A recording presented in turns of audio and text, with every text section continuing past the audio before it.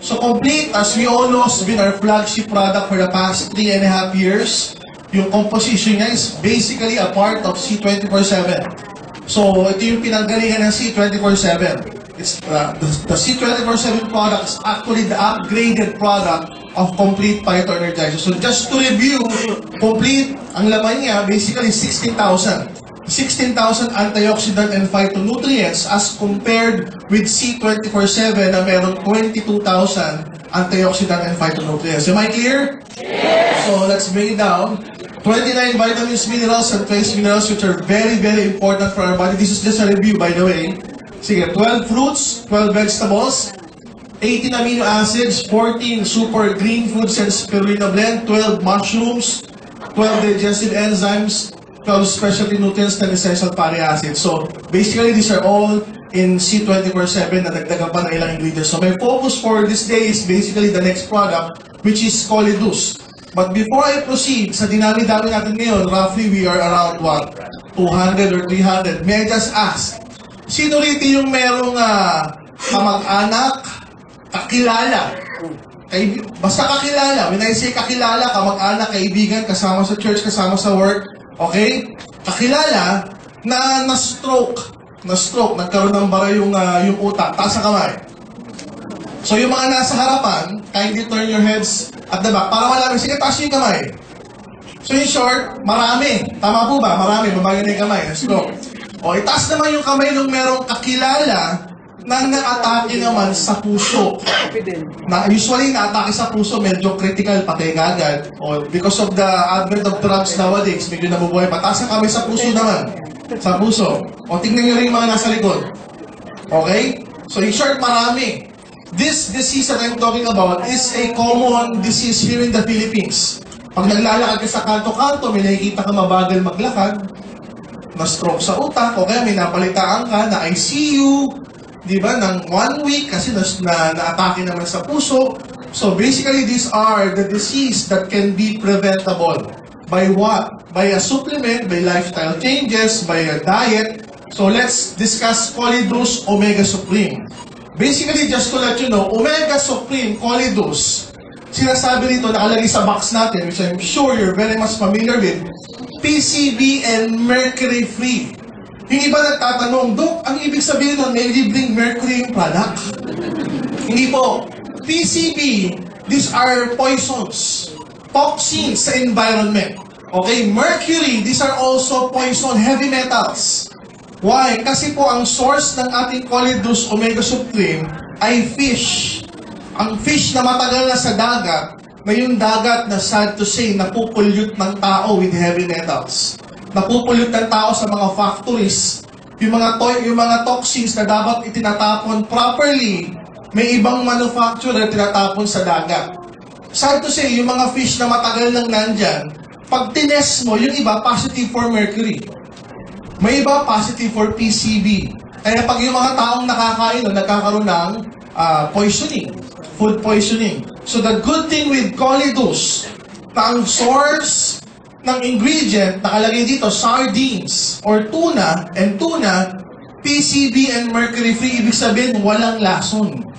Na-testo ng Nature's Way that they give a certificate na walang PCB, walang heavy metals, negative for any mercury. Okay, so ang source ng ating Colidus are fish, sardine, tuna. Basically, ang component niya are omega-3 fatty acids. Now, these are very, very important. Anong omega-3 fatty acids? Dalawa lang yan. We call it the DHA and EPA. Guys, I hope you would remember this. Ayan.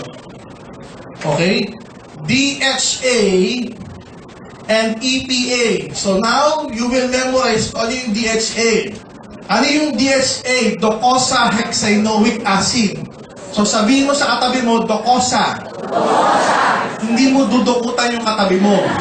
Sasabihin mo, docosa. Hexaenoic acid. Sabi, naku, acid, baka matunaw. Hindi po. When you talk about fatty acids, okay, yung mga saturated chains, these are composed of miniature acids. na important for our body. Mamaya malalaman niya kung gaano ka-importante. Guys, ang DHA, 15 to 30%. Listen, 15 to 30% ng tissues ng ating brain are composed of DHA. So, ganyan ka-importante yan. And our body doesn't create or doesn't manufacture DHA.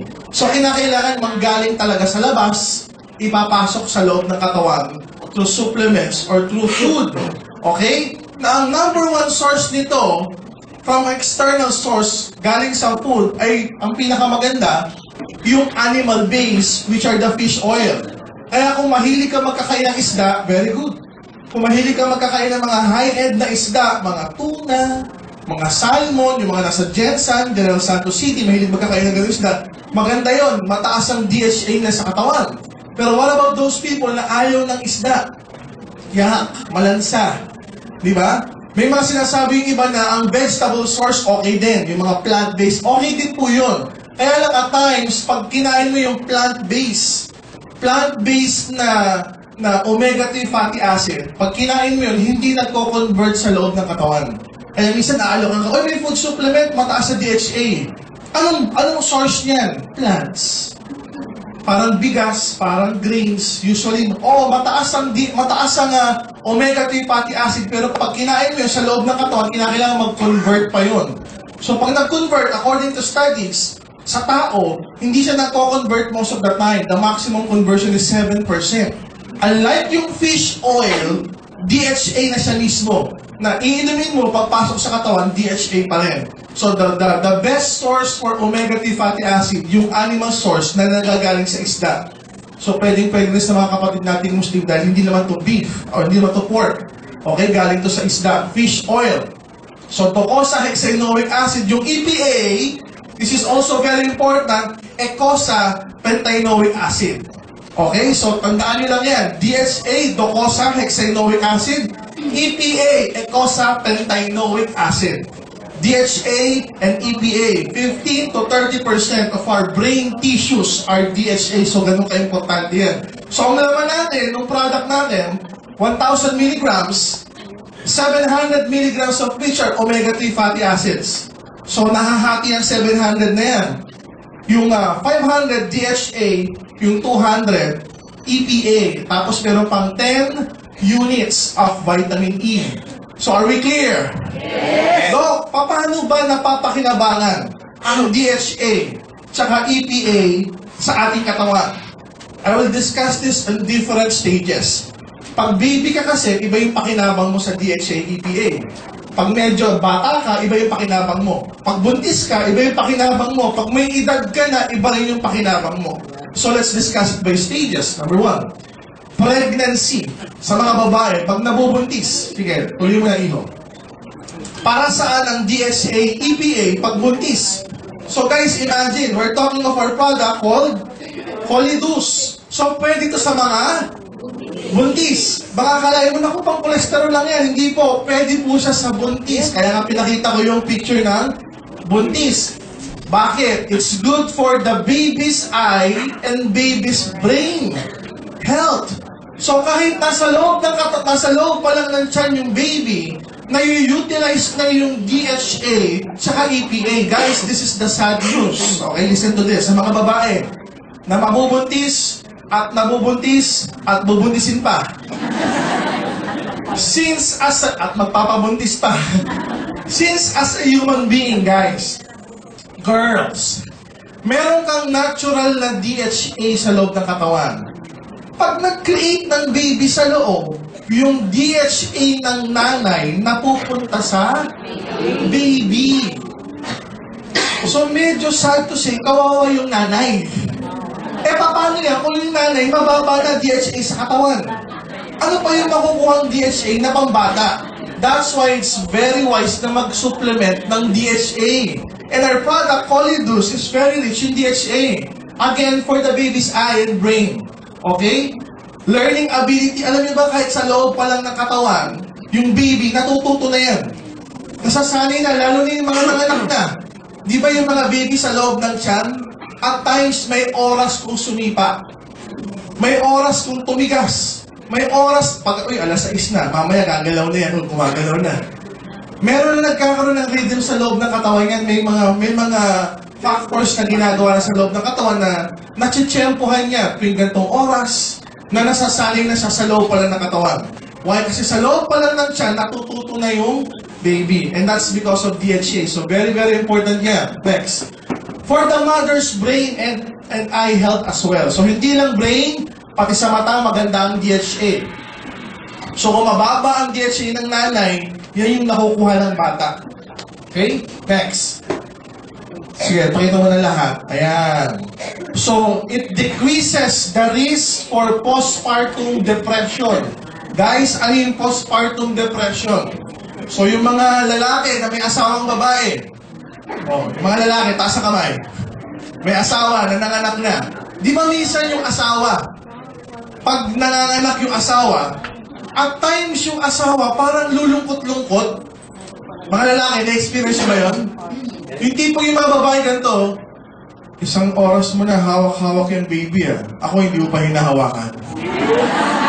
Diba? Parang, siyempre, anak ko to, hawakan ko. Sino maghawak ito? Dadalawa na tayo dito. At times, medyo hindi logical mag-isip si babae. Pag nanganganak, ang tawag nila doon, postpartum depression. Lulungkot-lungkot na parang hindi mo matansya. Parang, alas 8 na, ba't ngayon ka lang dumating? Alas 8 ka naman talaga dumarating. May mga ganun, why? Kasi nga yung DHA ng bata na nanggaling sa nanay, nung ipinanganak, masyadong malaki yung nawala sa nanay. Gaano kalaki? Usually, a normal female, pag nanganak, it would take that female 1 year para ma-recover yung normal amount ng DHA sa utak. So mga tatay, in short, for pag nanganak si Mrs., may 1 year na pwede siyang mag-gain lulungkot-lungkot. But hindi mo na, porket nanganak at nabuntis mo na ako, hindi mo na ako dinidate. May mga ganun. O yung mga asawa, naririnig niyo ba yun? So maunawaan mo na. Maunawaan mo na normal pala. I don't know if you've heard of the news before, si Brooke Shields, yung Hollywood celebrity. Nanganak siya. After 2 to 3 weeks, yung anak niya, bitinapon niya gano'n. Dahil na-depress siya. Tapos sinabi niya yun sa Oprah, sinabi niya yun sa Ellen na during that time na nanganak siya, na-depress siya. Why? Mababa yung DHA sa katawan niya. So habang nagbubuntis pa lang, hindi pa yung pinapanganak, dapat mag-iinom na nun.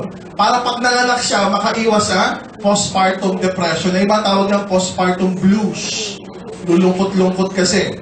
Okay? And then cognitive development ng bata. It really helps with the cognitive development ng bata. Infants will have improved sleep kapag nanganak na. Dahil sa mataas yung DHA nung nasa loob pa lang ng siyam. And it increases the infant's immunity pag nanganak na.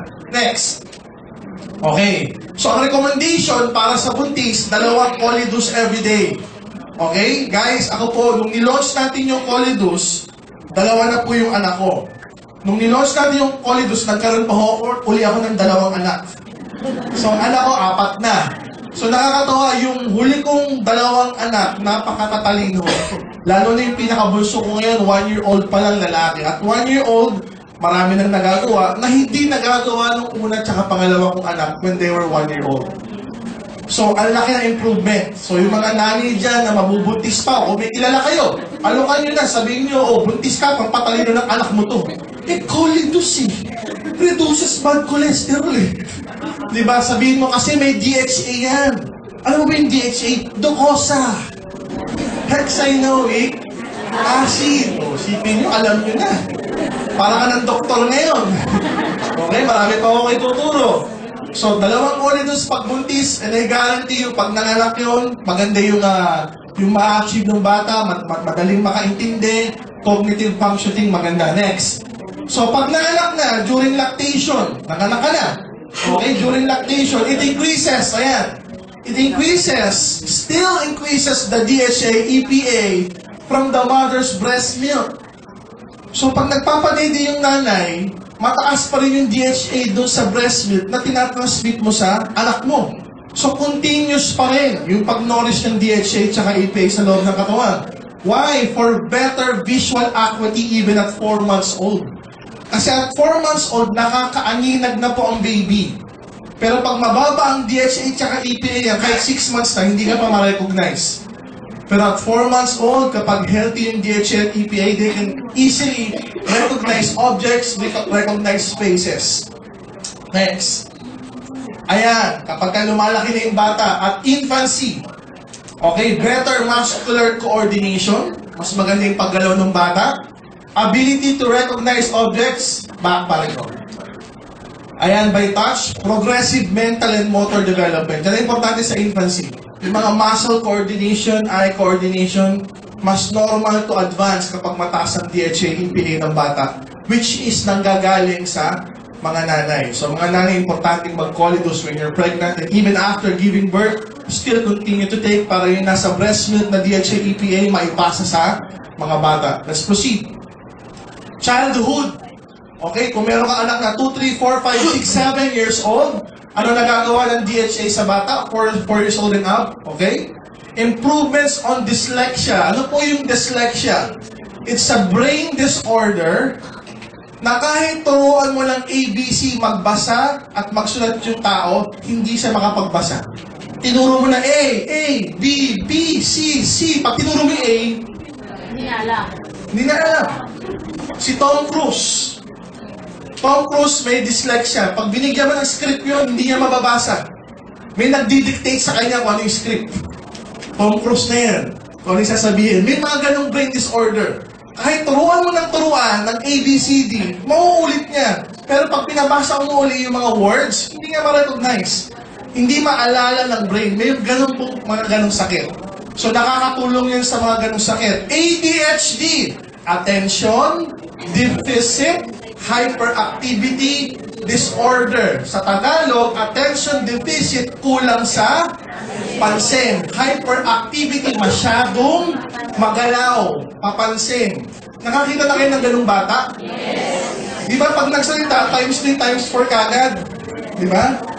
Ate pasalubong, ate pasalubong, ate pasalubong, ate pasalubong. Hindi ba kontento ng ate pasalubong ko? Uulit-ulitin niya.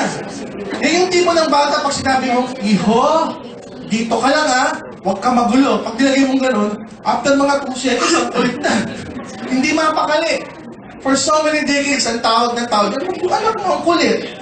Akala nila kulit lang, pero ngayon may pangalan na. Attention Deficit Hyperactivity Disorder. They found out yung mga batang ganyan, mababa sa DHA. So nakaka-improve. Usually nga, pagka may anak ang ganyan, kapag ipinasok mo sa school, hindi natututo. So medyo ang classification sa pagtuturo na ngayon, medyo SPED na, kailangan special education na. So may one-on-one ang pagtuturo sa kanya para mas matuto. Anxious, masyadong mahiyain, cognitive problem, ayaw mag-aral, ayaw matuto, restless, impulsive disorder, minsan parang pagod na pagod, wala namang ginagawa. Tapos masyado siyang magalaw, magkaslang. So pag merong abnormal behavior, problems yung bata, nakakatulong ang DHA. So pwede rin painumin ng bata ng DHA. Next. Kaya, pag medyo adulthood na, di ba? Kaya nga merong mga nagpapakamatay na de-depress. Let's show them. Saan maganda ang colidus yan? Improvements on depression. Mood disorder. Minsan masaya, nasasakyan mo, pero after 3 days, iiyak-iyak, lulungkot-lungkot for whatever reason. May mga ganun. Kaya lalo na yung mga magbo-boyfriend, girlfriend lang dyan. Kagabi lang, ka-date mo, bukas, away na kayo. Ano ba't kayo kagabi lang, ang saya natin na, anong nakain mo ngayon? May mga ganun talaga. Okay? Anxiety, isip ng isip, madaling mapagod, nako-confuse. Why? Probably mababa ang DHA sa katawan. So mga lalaki, pag lulungkot-lungkot si girlfriend, bigyan mo ng colidus. Pag inaaway ka, sabihin mo, Ma, huwag na tayo mag-away. Nga. Patuhan mo ng colidus. Hindi ako nagbibiro, nakakatawa lang tignan, pero it really helps. Ikaw mismo, Pag ikaw mismo lulungkot-lungkot ka, parang, ba't ganito? Nalulungkot ako, dati naman hindi ako ganito. Maybe, mababa na yung DHA sa utak natin o sa blood flow natin, so kailangan mag-supplement. Adulthood yan. Next. Eto na, pag matanda na. When we age, pagka nagkakaedad, mas maganda na yung at mas marami yung functions ng DHA, EPA o ng choledo sa ating katawan. Like what? Let's show them. It enhances weight loss. Nakakatulong palang pampapayat ng DHA. Particularly, it can decrease yung belly fat, yung nasa tiyan.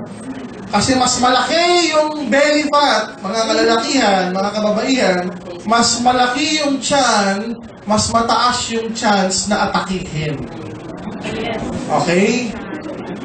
Kaya pag nakikita ka nung maliit yung dibdib, tapos malaki yung tiyan, di ba yung mga ganon? Ba't kakaiba? Hindi proportion. Akala mo lalaking buntis, mataas yung chance na maatake yung ganon. Pero wag mo na naman sabihin na porket payat ka, hindi ka atakihin, pwede ka rin maatake. Okay? What else? Aids in joint functions.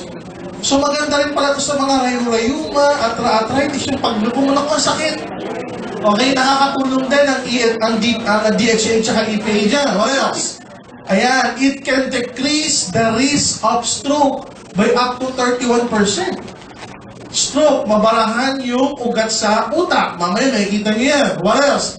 It can decrease by 45% yung risk ng sudden cardiac death o atake sa puso or myocardial infarction at natawag.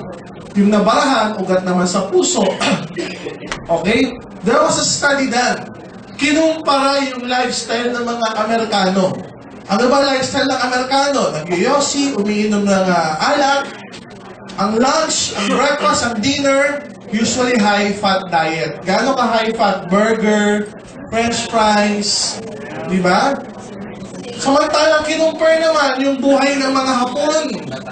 Hapon, araw-araw ang pagkain, sushi, sashimi, tuna, mackerel, isda, everyday. So they found out yung mga Hapon sa Japan, pag tumanda, payat. Pag tumanda, normal ang blood pressure. Pag tumanda, normal ang blood cholesterol. Hindi overweight at bihirang magkaroon ng cancer. Samantalang ang mga Amerikano, pag tumanda, obese, overweight, mataas ang cholesterol, may mataas ang chance na ataking sa puso, mataas ang chance na ataking sa utak, mataas ang chance magkaroon ng cancer. So by diet alone, dahil mahilig sila sa isda, pag tumanda, yun na nga, lean, payat. Kasi nga nakaka-decrease ng belly fat. Okay? What else? Ayan, yung pagkain. Triple, quadruple burgers. Ang daming cheese. Diba? Alam niyo ba sa US, may tinatawag, di ba dito sa Pilipinas, may small, medium, large. Sa US, may tinatawag na super size. Hindi large, super size. Hindi upsize, super size. May mga ganun sa US. Super size fries, super size burger. So nakakatakot yung mga mataas masyado sa cholesterol. Okay? What else? Smoking. Ang smoking, guys, ayaw. Ang smoking, nakakatigas ng linings, ng endothelial linings. If this is the blood vessel, merong inert, okay, may inert capability yung blood vessels na mag-expand, na lumobo pag kinakailangan. Pero ang smoking, ang ginagawa niya, guys, pinapatigas niya yung linings ng mga arteries, ng mga veins. So what will happen? We'll show you next. So try to quit smoking. Let's discuss stroke. Ano ba yung manifestasyon or manifestations of stroke? Gumawa ng acronym para at least makatulong ka pag nakakita ka ng taong ganito. They call it FAST. Number 1, face. Nagkakaroon ng facial deformity. Hindi pumapantay yung mukha. Nakakita na kayo ng ganon. Pag nagsalita, yung kabilang bahagi rin gumagalaw. Yung kabilang bahagi ng mukha naiiwan. Okay? Arms, hindi maigalaw. Parang ba't ganun? Hindi ko nagagalaw yung kamay ko. Nahihirapan. Okay? Nawawala ng pakiramdam, sensory, nawawala ng panggalaw, motor. Sensory, motor, nagkakaroon ng problema. Speech, slurred, nabubulol. Ay, ganun. Taligin na ako sa ospital. Kailangan tumawag ka na. Huwag mo na antayin lumalapat. Tumawag ka na ng doktor, tumawag ka na ng barangay, daling nyo na sa ospital para matulungan. Why? Kasi nagbabara na yung sa utak. Stroke sa utak yan. Nagbabara na yung sa utak. Ano ba itsura nun? Let's proceed. If this is the brain, guys, ang utak natin, as I mentioned earlier, 15 to 30% ng tissues niya, ano laman? DHA. Anong DHA?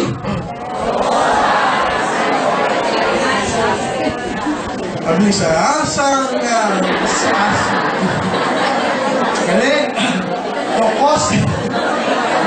Docosa hexanoic acid.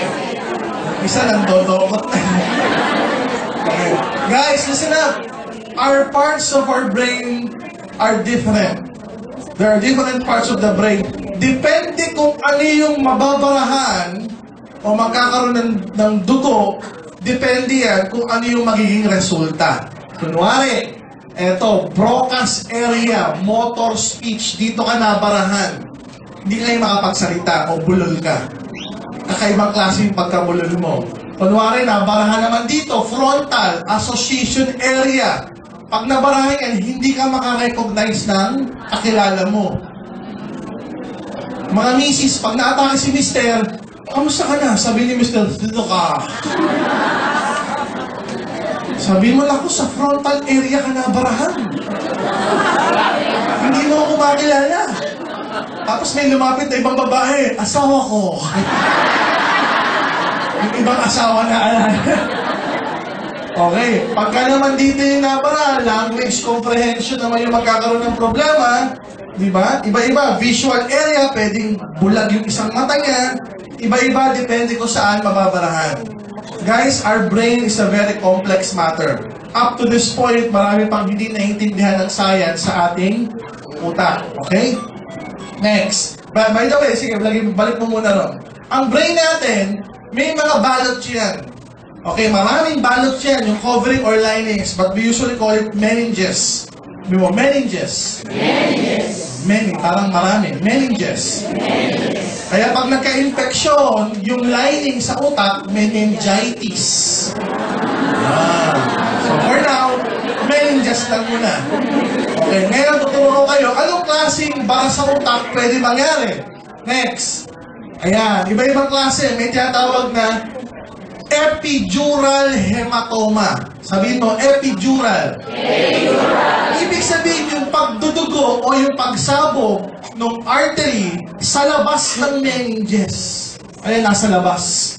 Epidural. Wala sa loob ng utak. Nasa labas yung artery, papasok sa utak, pumutok, doon, ayan, yung blue yung meninges, yung blue. Doon sa labas yung hematoma. Kaya ang tawag, epidural hematoma. Nasa labas, epi. Okay? Pag naman nangyari yung pagsabog ng dugo, yung supply ng brain sa loob, ayan naman, subdural. Sa loob kasi. Pag nangyari naman, yung sa loob ng brain, yung nangyaring pagsabog ng dugo na nagsusupply sa brain, intracerebral hematoma. Pag sa labas, epi. Sa loob, sa loob na loob, intracerebral hematoma. Eh bakit ganon? Ano man yung putok, nagkakaroon ng problema kasi nagkakaroon ng pressure.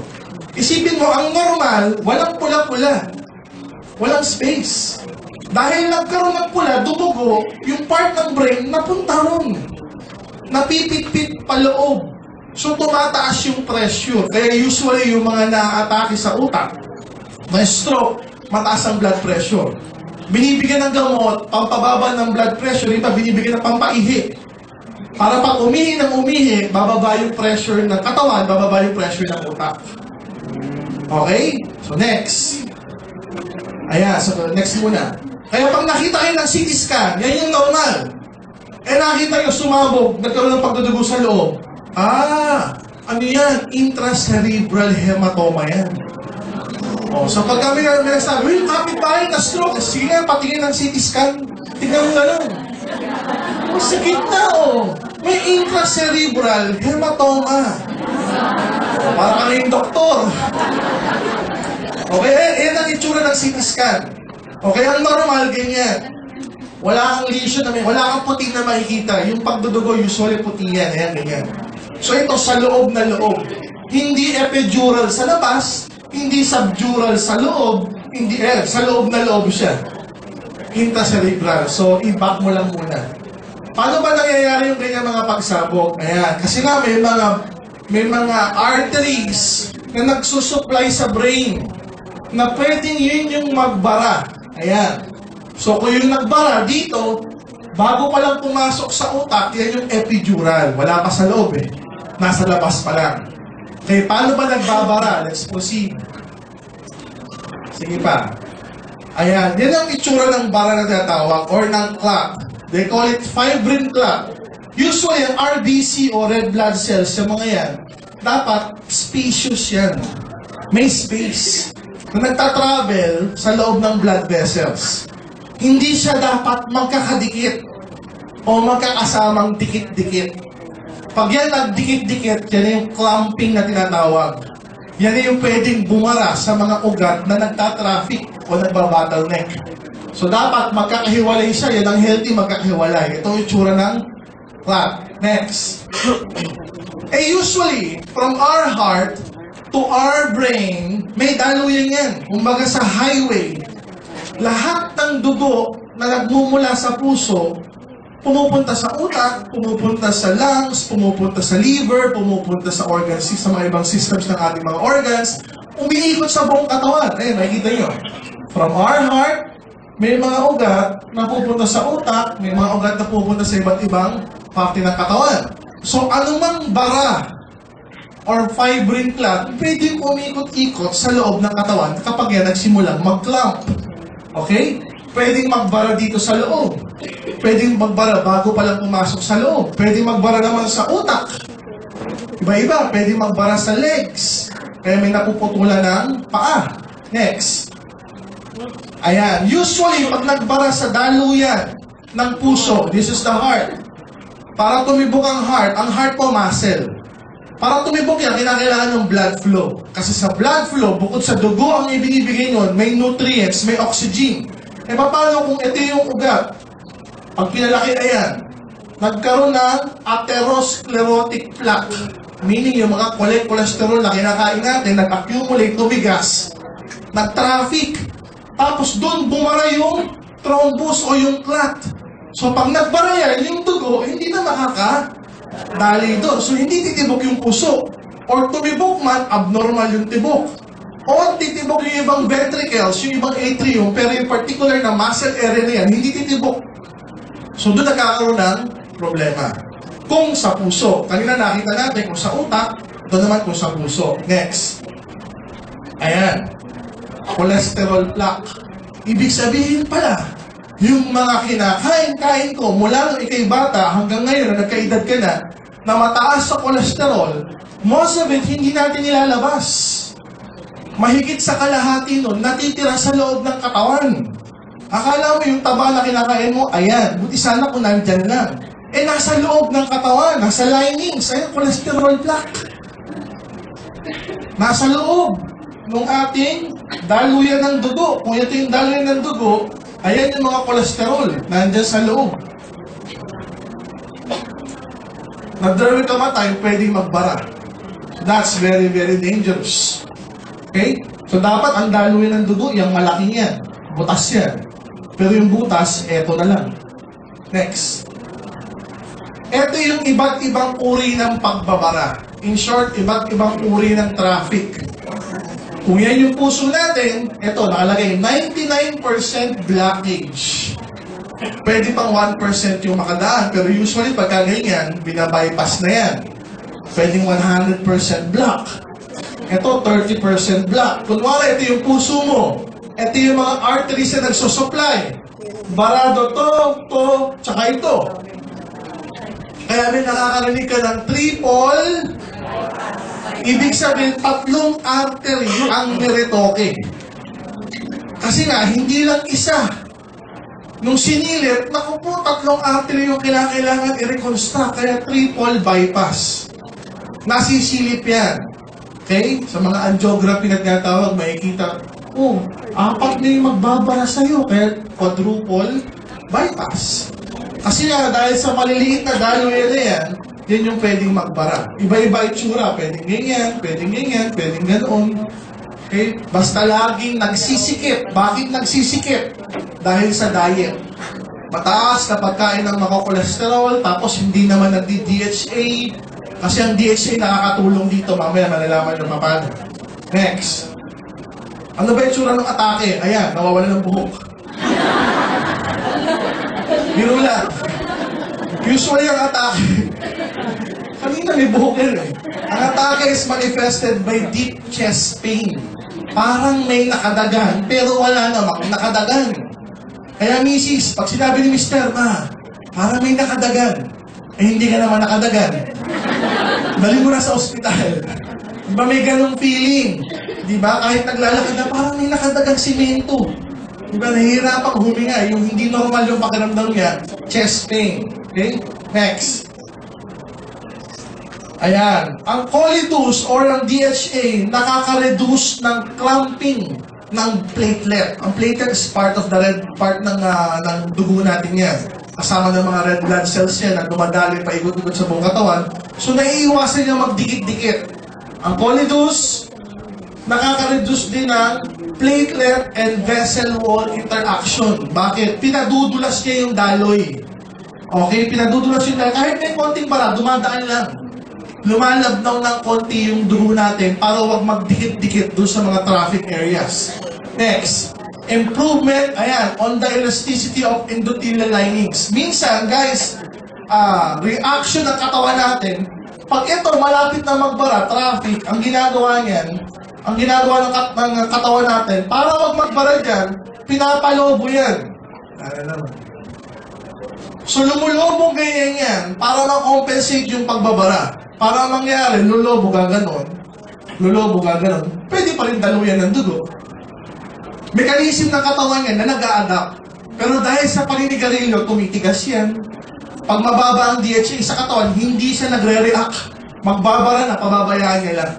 Okay, the good thing with the DHA, elasticity ng endothelial lines, mas nagkakaroon ng ganyang mechanism. Next. Reduction in inflammatory response. Pagka nagkaroon kasi ng bara, dumidikit yung mga platelets dyan, nagkakaroon ng inflammatory reaction. The good thing with DHA, nire-reduce niya yung inflammatory response para wag tuloy-tuloy magbara. What else? Decrease blood pressure. Okay? Pinapababa niya yung blood pressure para bumaba rin yung risk na magbara. What else? Decrease the blood lipid or triglyceride, yung blood cholesterol, pinapababa niya rin. Particularly the bad cholesterol. Increase, improvement in cerebral arterial activity. Yung blood flow sa utak, mas gumaganda. Nakakaiwas sa atake sa utak. Decrease blood viscosity. Yan, pinapalabnaw yung dugo. Yung lapot, pinapababa niya. So, lumalabnaw ng konti. Next, decrease resting heart rate. Pinapabagal yung pagtibok ng puso para wag magkaroon ng atake, whatever. Next. Usually, kapag nagbara, yan yung itsura. May pagbabara malapit sa paa, nabubulok, nagagangrene. Yung buong paa, isang daliri lang sa paa, pwedeng yung sugat, matagal gumaling. Bakit? Barado kasi yung blood flow ron, kaya walang pakiramdam yung kamay, walang pakiramdam yung paa. Actual picture would be looking like this. Akala mo nasunog. Yung pala, barado lang. Usually nangyayari yan, lalo na pag may diabetes. May diabetes na, mataas pa cholesterol, high blood pa. Nagbara pa. Okay? Akala mo nasunog pero wala lang blood supply yan. Next, nagagangrene. Ayan, ang recommendation ng American Heart Association is kumain ka ng isang buong tuna or salmon kasing size ng 2 kamay mo. Short, ito yung kamay mo. O, 2 ganyan. Ganyan kalaking isda na salmon or tuna every day. Ang lansa mo na nun. can take, what? 900 milligrams of DHA EPA per day, or you can take 2 Colidus every day. Maganda sa joints, maganda sa brain, maganda sa mata, maganda sa heart, maganda sa blood flow, maganda sa depression, sa disorder, sa mood disorder, nakakaiwas sa mga sakit. Next. Hey guys, are you learning? Yes! So pag si Mrs. lulungkot-lungkot, bigyan niyo ng Colidus. Okay, pag may mga may high blood, bigyan ng Colidus. Yung mahilig magkakain ng maaalat, bigyan ng Colidus. Yung mga bata na makukulit, bigyan ng Colidus. Mga gustong pumayat, yung try Colidus. So maraming pwedeng pag-alokan. Restore Life, guys. Restore Life, our longevity formula. It's actually one of our newest product. Tineturn on niya yung Circuan. Bossing, pakibura na muna. This is a very, very breakthrough product. The active ingredient, guys, isa sa mga active ingredient ng Restore Life is called resveratrol. Okay, ang resveratrol is the active ingredient in red wine. Red wine. And they found out, these are very, very historical. They found out yung mga tao sa Europe, kung saan malamig, kung saan ang alak ay normal. Diba? Tanghalian pa lang, nagre-red wine na. Merienda, red wine. Dinner, red wine. Before going to sleep, red wine. Bakit? Malamig. Yung alak, nagpapainit ng katawan. They found out yung mga tao sa Europe, red wine ng red wine, pag tumanda, lean. Hindi mataba. Lean. Okay? Whereas, pag tumanda, normal ang blood pressure. Pag tumanda, mahaba yung buhay. By what? Mahaba yung buhay by 35% as compared to the people in US. Ang mga tao sa US, yun na nga, ang diet. Burger, french fries, colas, beers. Nawala namang resveratrol. So pag tumanda yung mga Amerikano, obese, overweight, mataas ang cholesterol, may cancer, may diabetes, may high blood. Samantalang ang mga European, mas mahaba ang buhay ng 35%. Wala silang makitang pagkakaiba in diet, kundi red wine. Kasi ang mga European, mataas din sa cholesterol ng diet, steak. Diba? Mga steak, T-bone, sirloin, diba? Cheese, mataas sa cholesterol yung mga yan. So they both have high cholesterol diet, Americans and Europeans. Pero ang Europeans pag tumanda, payat. Ang Amerikano pag tumanda, obese. So wala silang makitang difference other than red wine. And when they found out ang active ingredient ng red wine, resveratrol, true enough when they tested sa mga organisms. Okay, iba't ibang living organisms pare-pareho humaba buhay by 30 to 60%. So naglabasan ng mga supplements based on this particular ingredient called resveratrol. Now this particular doctor named Dr. David Sinclair, he is a Harvard researcher. Pag sinabing Harvard, sikat o hindi sikat? Sikat. Sikat. So for so many years, for the past 10 to 20 years of his life, he dedicated to resveratrol. Okay? Recently, 2006, guys, 2006, binili ng isang pharmaceutical company, yung company ni Dr. David Sinclair. Glaxo. Are you familiar with it? Yes. Ang buong pangalan niya, GlaxoSmithKline Beecham. Tatlong company na nag-merge together, pharmaceutical. Binili yung company ni Dr. David Sinclair ng $800 million. Why? They are launching a drug. Drugs na. Hindi na po supplement. They're launching a drug based on resveratrol na ni-research yan. So usually kapag drugs, matagal bago i-launch yan.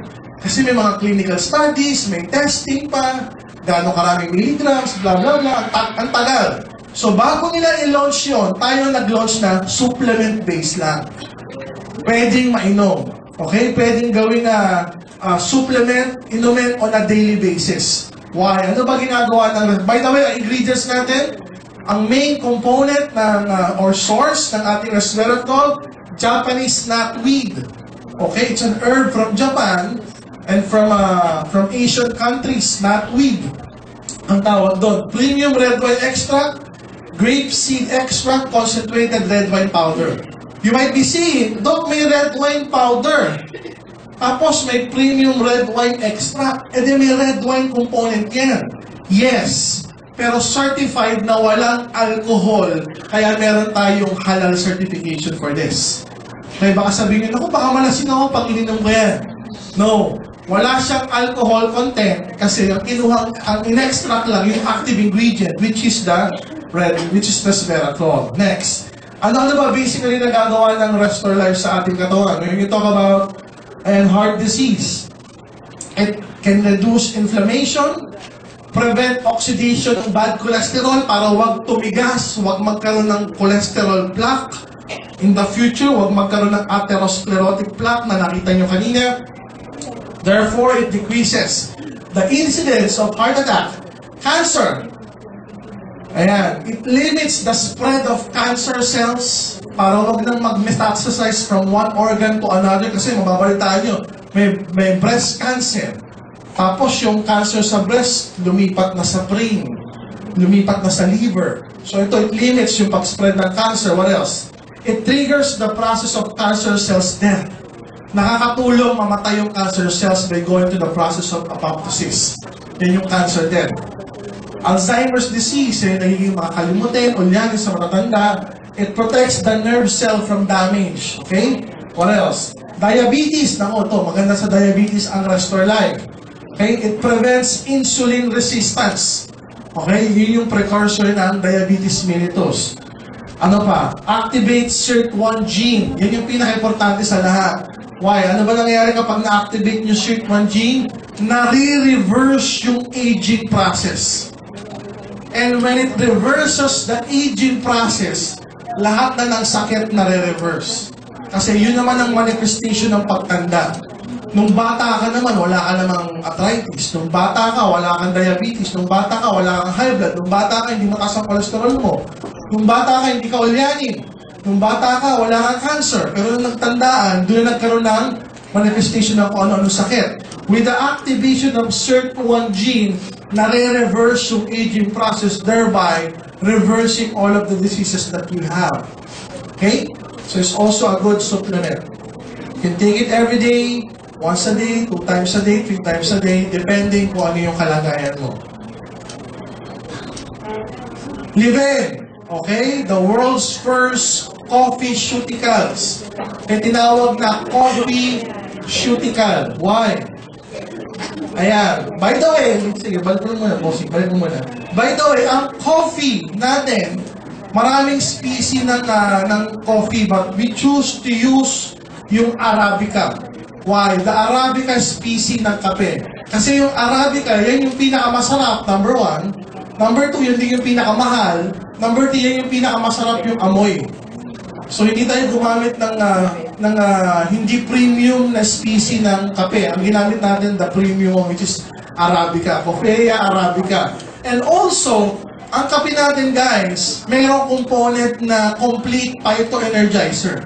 So, hindi lang siya 3-in-1, hindi lang siya 5-in-1, hindi lang siya 20-in-1, hindi lang siya 50-in-1. Lahat na nandiyan na. Lahat ng ingredients ng complete phytoenergizer nasa ating kape. Maliwanag po ba? Yes! Okay, next. Naturally, guys, ang coffee may antioxidant mismo. So, ang kape mismo, guys, before, nagkaroon ng study na ang kape masama raw sa katawan. Dati yun. Pero now, kinakain na nila yung salita nila doon. Now, according to Harvard, maraming good effects. Itong sasabihin ko from Harvard research. Maraming good effect ang kape sa ating katawan. Why? They found that kape mismo, even without the complete phytoenergizer, may antioxidant na siya, which they call quinines. Okay? Quinines. Okay, parang kilig. Quinines. Meron din siyang chlorogenic acid, meron din siyang tocopherols, parang vitamin E, tocopherols. Okay? Yan yung inert antioxidant ng kape. Kaya nga, pagka nakikita mo yung commercial ng mga kape ngayon, ano mga sinasabi na sa commercial? According to studies, coffee has more antioxidant than green tea. Kasi mas unang sumikat na yung green tea, healthy. Ngayon, bumabawi yung mga manufacturers ng coffee. Why? Because it's true. Mas maraming antioxidant ang kape kaysa sa green tea. Hindi pa lang nila ginagamit ito as a marketing spin. Ngayon, ginagamit na nila ng mga Nescafe, ng mga Nestle, so and so. Yan yung mga antioxidant ng coffee. Quinines, chlorogenic acids, and tocopherols. Next. Ano ba nagagawa ng kape? Kape pa lang to, ha? Kape pa lang. Ano nagagawa ng kape? It decreases. It decreases the risk of diabetes by 50%. Isipin mo kung may lahi ka pala ng diabetes, si nanay may diabetes, si tito may diabetes, magkakape ka. It can decrease the risk ng diabetes by 50%. What else? It can decrease the risk of colon cancer by 25%. So kung meron kang nanay, tatay, kamag-anak na may colon cancer, tapos ikaw, ang manifestation mo, minsan nagdududumi ka, minsan matigas, minsan malambot, yun yung mga manifestation ng colon cancer eh. Magkakape ka. It can decrease by 25% yung risk nun. Magkaroon ka ng colon cancer. What else? Risk of Parkinson's disease, it can decrease by 80%. It can decrease the risk of liver cirrhosis by 80% kung malakas ka mag-iinom ng alak. Na pag kinapa mo yung atay mo, ang tigas na. Di ba nakakita ka, ang payat ng dibdib, tapos ang laki ng tiyan. Hindi naman malakas kumain, pero malakas uminom ng alak, tapos ang tigas. Hindi yung malambot na taba, matigas. Pwedeng liver cirrhosis na yun. Kung dati nagkaroon ka ng ganung bisyo, para makaiwas by 80% ng liver cirrhosis, magkakape ka. Okay? What else? It can also decrease by 50% the risk of gallstones. Okay? Yung mga bato sa apdo. Okay? Next. Ayan. It can also help manage asthma, allergy and asthma, headache. It can boost our moods and prevent tooth cavities. So, pansinin mo, pag ikaw masakit ang ulo, magtimpla ka ng Liven. Magtimpla ka ng Liven, huwag ka uminom ng Biogesic. Magtimpla ka ng Liven, uminom ka, pansinin mo, mawawala yung headache mo. Pag masakit ang ipin mo, huwag ka uminom ng Planax. Huwag ka uminom ng Dolphinal. Huwag ka uminom ng mefenamic acid. Magtimpla ka ng Liven. Okay, pagtimpla ka ng Liven, uminom ka. Hindi pa nauubos yung isang tasa mo, tanggal na yung toothache mo. Nakakaiwas sa cavities. Okay? Kape pa lang yan na merong complete. So yun yung nagagawa ng ating complete. Nakakatulong. For every 1 sachet ng Liven, meron yung 100 milligrams of complete phytoenergizer. Okay? It can offset the damage caused by smoking. Ayan, kung ang bisyo mo, alak, saka yosi, nakakatulong makaiwas doon sa complications ng paninigarilyo. Kaya pansinin niyo yung mga call center. Kapag naninigarilyo, pinatutulak, Starbucks.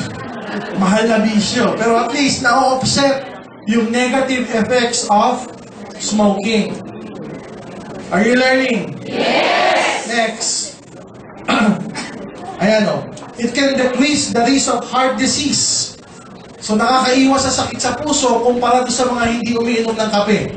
So ang daming benefits of taking coffee alone. Kape pa lang yan, alone. What more yung coffee pa na may complete phytoenergizer? So mas malaki yung nagagawa ng synergistic effect. Tama po ba? Yes! Next. May choco. Ayan. Konting review na lang. May choco, meron na siyang complete phytoenergizer. Higit sa lahat, meron din siyang DHA. Docosa hexanoic acid. Ang gagaling nyo. So, ito yung pwedeng hot, pwedeng cold, pwede mong i-shake. Yung iba nilalagyan ng yellow, sinishake, biniblender, nilalagyan ito, tapos sinaserve. Lalo na pag summer, masarap inumin, pambata. Ano nagagawa next? Bukod doon sa nagagawa ng complete phytoenergizer, chocolate itself. Kaya nga yung babae, minsan, pag binigyan mo yung chocolate, nawawala yung galit. Kaya nga, di ba sabi nila, better than chocolate. May mga ganong terminologies. Kasi, may kakaibang feeling kapag kumakain ka ng chocolate. May kakaibang feeling, mamaya, di-discuss ko. Kasi yung cocoa plant, which is the origin ng chocolates, lahat ng chocolates yan, made with dark, premium, white chocolate galing sa cocoa plant, may antioxidant din, which we call flavonoids. May naturally occurring antioxidant yung cocoa plant. So lahat ng chocolate, mayroong a portion ng antioxidant which we call flavonoids. Next, ang chocolate, by the way, it can decrease the risk of heart attack by 50%. Isipin nyo, chocolate pa lang yan, cocoa pa lang yan, 50% it lowers the blood pressure. What else? It prevents the oxidation ng bad cholesterol ng LDL. Ayan, it prevents platelet clumping. Ano ba? Anti-inflammatory effect din, parang DHA. What else? Improve arterial blood flow. Pakita mo na.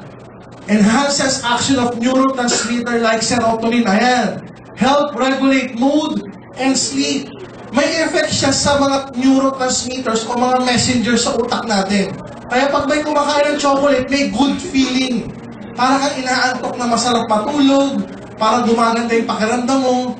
The good thing with our product, na may choco, meron pa siyang DHA na nagsisynergize with that action. Meron pang complete that's synergize with this action. So, pwedeng pambata para tumalili yung mga anak natin, bigyan na may choco, sabayan nyo ng Holidus, may ito yung painom nyo. Okay, what else? Guys, are you learning? Yes! So, what we plan to do, guys, is to keep on doing this every Saturday. Para na sa ganun matuto yung buong network nyo. Number one, tumaas yung belief level natin sa products. So, we ourselves can take our product, yung buong pamilya natin, ito yung iinumin, at ito rin yung iaalok natin sa mga kaibigan ng pamilya natin. Are you learning, guys?